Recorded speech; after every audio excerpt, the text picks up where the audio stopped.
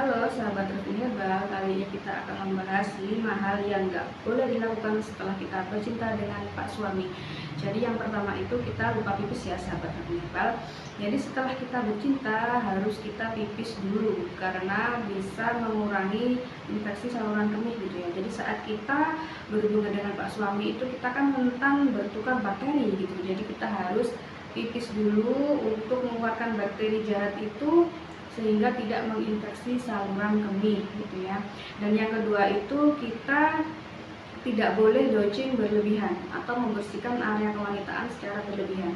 Jadi logikanya buat para sahabat herbal kan kita semakin membersihkan area miswi disemprot gitu kan makin bersih gitu ya. Tapi itu nggak boleh gitu ya.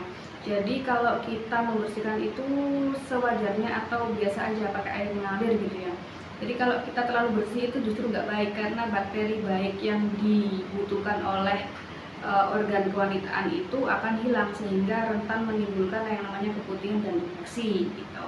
Yang ketiga, kita tidur dengan memakai celana yang ketat, itu juga tidak boleh ya. Jadi setelah kita bercinta itu kita kan cenderung lebih sering berkeringat gitu ya. Jadi diusahakan pas waktu tidur itu memakai yang namanya celana yang berbahan katun karena untuk menyerap keringat. Selanjutnya itu setelah bercinta kita tidak boleh berendam dengan air panas. Jadi kebanyakan pasangan kan kalau setelah bercinta itu cenderung ingin langsung bersih-bersih gitu ya, langsung mandi gitu ya.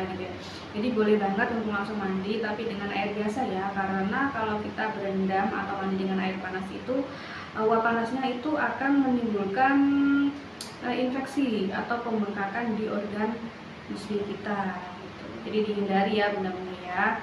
Dan yang kelima itu setelah bercinta baik Pak Suami atau bunda-bunda ini langsung main HP gitu, itu nggak boleh ya. Jadi diusahakan setelah bercinta kita bisa ngobrol sebentar atau pillow talk gitu ya kalau sama pasangan gitu. Itu akan menimbulkan rasa lebih romantis gitu ya dan lebih makin cinta lagi. Untuk tips lebih lanjut atau informasi lebih banyak lagi, silahkan sahabat Review Herbal ikuti atau subscribe YouTube di bawah ini ya. Terima kasih.